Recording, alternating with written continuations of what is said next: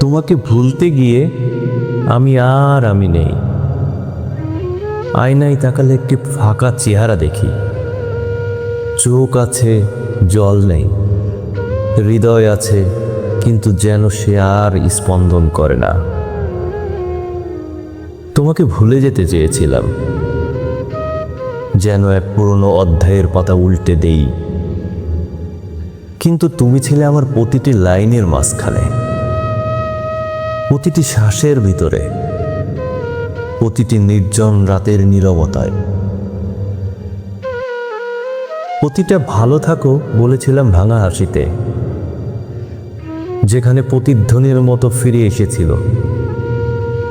তুই কি সত্যিই ভালো থাকবি আমার ছাড়া? ভেবেছিলাম সময় আমাকে বাঁচাবে, কিন্তু সময় শুধু তোমার স্মৃতিগুলোকেই আরো গভীর করে তুলেছে।